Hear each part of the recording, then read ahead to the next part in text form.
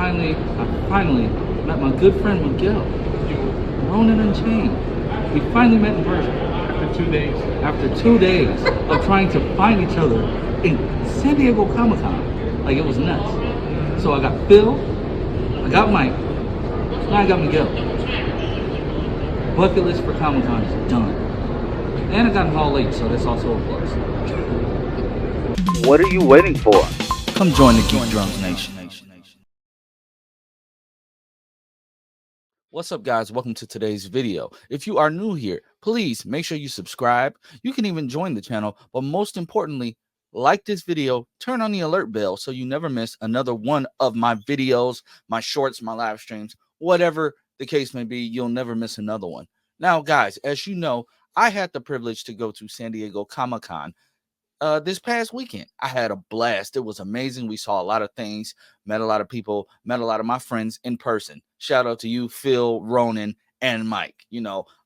Ran into them, had a great time with them. Hall H panels, everything, the whole nine. I got to experience my first real Comic-Con. Yes, I went last year, but that was during the strikes, and it was more condensed, if I could say that. I mean, I met Jim Lee. That's always a plus. But this year was really, really special. And, well, you're going to notice a change in the video, but I have someone with me today, and guess who it is? It's my wife. Yeah, she's my special guest for this video. We just want to talk about our Comic-Con experience. And, yeah, we've had a really busy week, so we're exhausted. We've been putting this video off for 2 days, but I want to get more content on this channel, and I want to involve her more. So give her a round of applause, whatever. Welcome her with open arms. She's going to be, you're going to see her a lot more on here. I don't care what she says. You're going to see her a lot on here. But, yeah. So what did you think? This Comic-Con was like none other. Walking the exhibitor floor, walking the floor, running into celebrities left and right, running into, popular social media personalities left and right. I met Andre, the black nerd, just struck up a conversation with him at the Marvel booth. Kevin Feige walked out the Marvel booth on the stage just out of nowhere. What was how did you feel about this week as a whole? How did you feel about this week as a whole? For one, it was definitely tiring.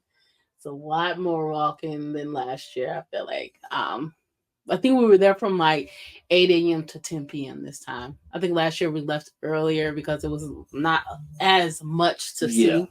Yeah. I don't know. Definitely seeing a lot of just random celebrities walking around the exhibit floor, trying not to be noticed. Miles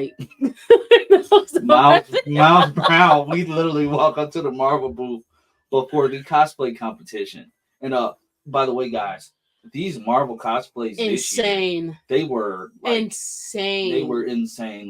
They were moving on their own. The detail to it was crazy. And it's you didn't even have to question exactly where they came from because you know exactly what comic or what series of anything. It was just they definitely put their own touch on some of the stuff, but definitely somebody came out there with some beignets. Yeah. X-Men 97 and Gambit was a really, really, really popular cosplay. It was crop tops for everyone. They were making fake beignets, ones that you actually eat, no, but they looked edible. The second couple, theirs was real. Really? Yeah, the second couple, theirs was real, and they were like, "Yeah, if you wanted to take one," and they were like, "Oh no, we don't want one." But yeah, the second couple, the ones with the bigger ones, those are real. Okay. All right. There was also crop top galore, but we don't going to the booth. We're just walking, and I just glanced back. I said, "Is that Miles Brown?" I'm like, "Babe, it's Miles Brown." He's like, right. And she's like, where? He's like, just right. And he's just standing there with his dad, just talking, and nobody is noticing him. And so my wife, I'm like, oh my God, Like, we're huge friends. Can we get a picture? And is that like, make it? Well, no, it went I was more. like, It went more like, "Hi, can I get a picture? I'm a huge fan." it's just so crazy. Like, it's crazy who you bump into on the floor. Like, When it's like open to like, not like during the strike or during COVID, when it's just full blown, just Comic-Con. Like nothing else is going on right now. It's just Comic-Con. Yeah, no, he was there definitely trying to enjoy himself. I felt kind of bad trying to get a picture, but I didn't. making memories.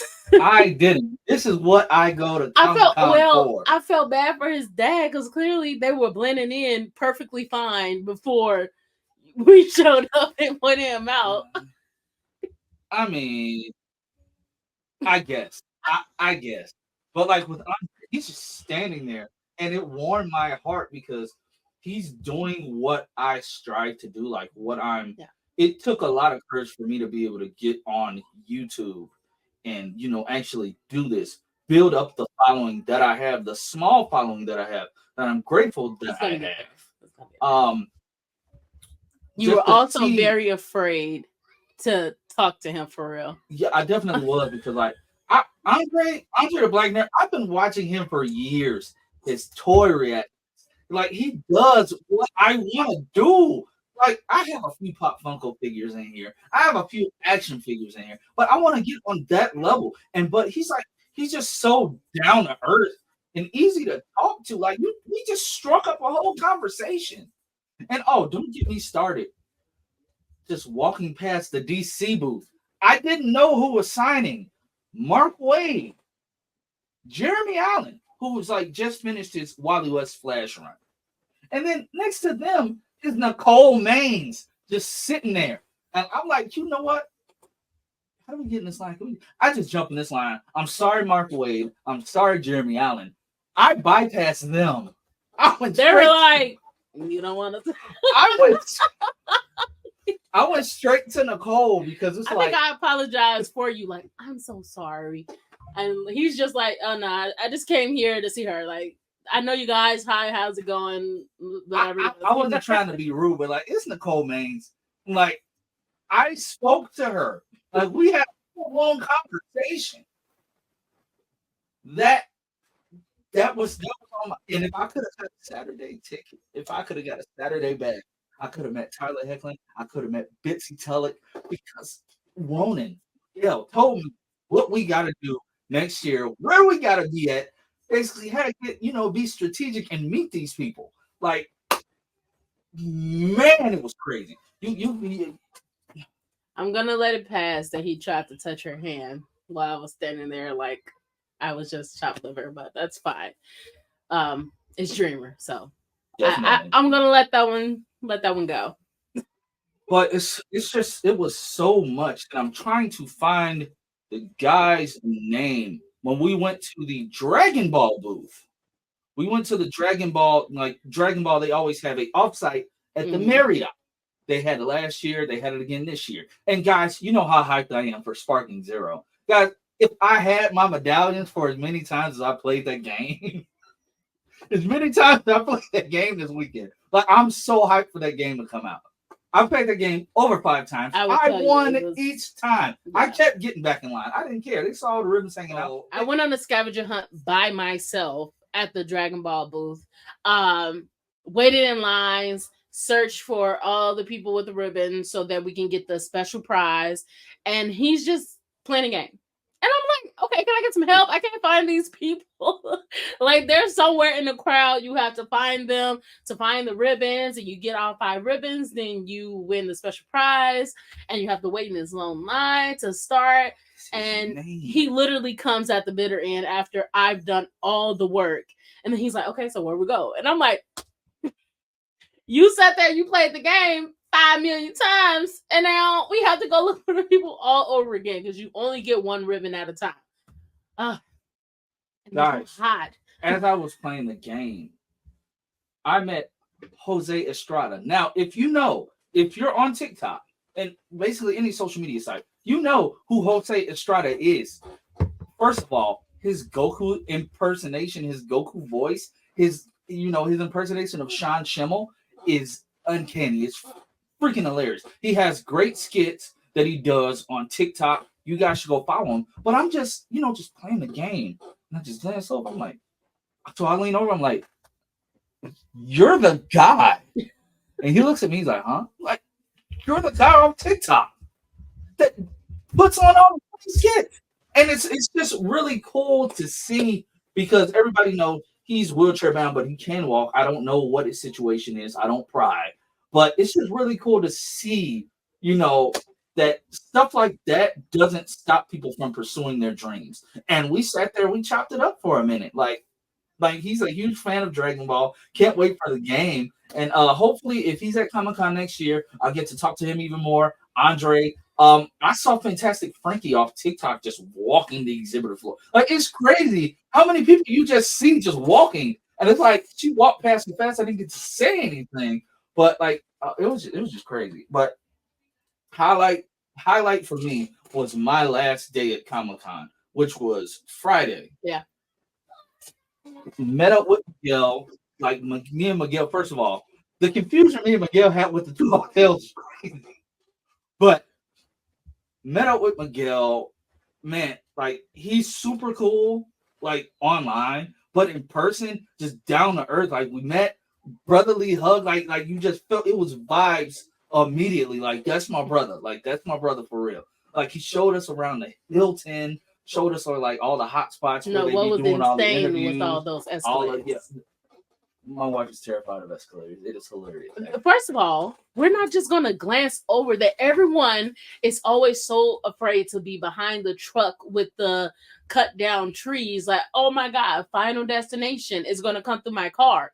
But completely ignore the one when they fall through the freaking escalator. Like, if you're going to be afraid of Final Destination, let's be afraid of all the practical ones. Like, I'm pretty sure that thing could break and just swallow you whole. I'm not too worried about that. Oh. But it was just really cool, like just to meet him and him showing us around and telling us what we got to do next year to make sure like we're in prime spots. And then I met up Mike.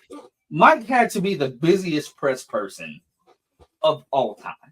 Like I've been trying to meet up with Mike from the day we touched down. I've been trying to meet up with all three of them since the day we touched down. But Mike was just doing press junket after press junket after press junket. That's what I'm striving to do. And when we did meet up, we just walked, like we didn't even go to the exhibitor floor. We stood in the lobby of the convention center and just chopped it up for a good 20, 30 minutes. Just telling me what I had to do, telling me what he's been doing this entire time. And he had a press junket over at the Marvel booth that he had to get to. But I got to meet another one of my brothers. And it was just like so cool just to meet them in person. And then Phil. I ran into Phil at the Konami booth because, again, he was doing his press junket and, he was working hard. But ran into Phil at the Konami booth when we're just standing there watching people play Yu-Gi-Oh! We're just chopping it up. But the highlight of our weekend, by far, I was privileged enough to get me and my wife the Deadpool and Wolverine Celebration of Life experience. Yeah. And with that being said, that Celebration of Life experience was literally, we got to see the movie. We got to see the movie in its entirety. But the craziest part about it was watching the movie with Ryan Reynolds. I don't think you can say everyone's name. I won't say anybody. I won't say everybody's name because I know some of you have not seen it. But you got to see the movie with Sean Levy, the director, Kevin Feige, the godfather of the MCU, like the creator of it all, Ryan Reynolds, who was in tears the entire time. Yeah. Hugh Jackman. It was so adorable. Like, we got to see, and then Emma Corrin as well. We got to see the movie with them. And we got to see the movie with spoiler, and spoiler. Absolutely. And spoiler.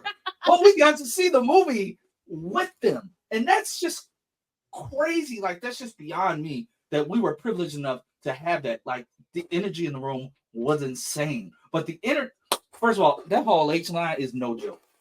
Jesus Christ. We were behind the convention center over there by the yachts. Our pizza just got here. So we were all the way back there by the yachts. They basically, this celebration of life, as they called it, was a ticketed event. You had to put in, it was like a lottery draw. I was blessed enough to get my name pulled because I put one in for my name. I made my wife my +1 and vice versa. I was just happy as ever that I got my name pulled. Like when I got the email, I was in my work truck. I think when I got the email, I sent her a text immediately.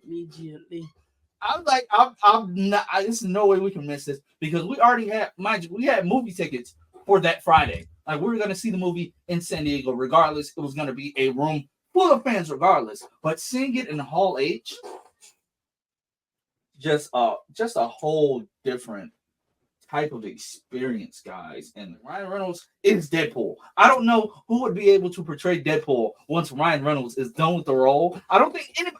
This is one of those. It would be like a Wolverine thing. It's like Wolverine, like yeah, like a Wolverine. Like it's just like he's anonymous, or like a he who should not be named situation. But I can't say it's like a Hugh Jackman because somebody else that should not be named made a pretty convincing.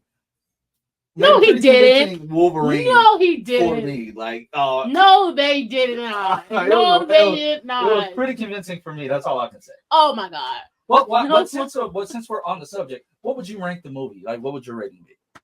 Oh, it was absolutely amazing. But you know that Deadpool is and will forever be like so 10 out of 10 for you. Yeah, it has to be a 10 out of 10. Like because I always tell my husband, like, I will forever, if I was to get superpowers, I would be basically like Deadpool. Like, I'm not good, but I'm not necessarily bad. I am here for myself and myself only. I'm not, if push comes to shove, it's like, oh, the world is going to end and you can help me save the world, then okay, I'm down. But like, just random superhero stuff, no, I'm not going to do that. That's the main reason why Deadpool will forever be my favorite. He can get a little crazy in the comics, for sure. But we all like him a little crazy. I don't know. But yeah, definitely a 10 out of 10. It referenced a lot of stuff that was really laid to rest. Yeah, it's crazy how Dave, like this film was literally a good box. The end, like the credits, was literally just this was a swan song to the 20th Century Fox universe. Yeah, like that seeing the whole montage in the credits of like Michael Fassbender and they showed Michael B. Jordan in behind the scenes footage of Ben Forstick. Like it was crazy to see, but I'm like, this is really a goodbye to Fox. Like you tear up a little bit. Yeah, because not all the Fox films were bad. No, absolutely not. Especially most of the X-Men, which they did show. I don't know. It was just crazy. It was crazy. But she gives it a 10 out of 10. I give it 8.5 out of 10. I had my little gripes, but that's because I do this. I critique. I have a few critiques, but don't get me wrong. I love the film. I just have a few critiques. But other than that, like we said, this weekend was filled with, I can't even say full weekend because it started Thursday. So this was full of fun. I enjoyed myself. My wife enjoyed herself. Like, hey, it was okay. definitely that Hall H weight. Yeah, but just know we're taking over San Diego Comic-Con again next year. I will be getting badges. And this time we're bringing the kids with us so they can experience it for the first time. It's gonna be interesting. Definitely. But we're gonna have some fun.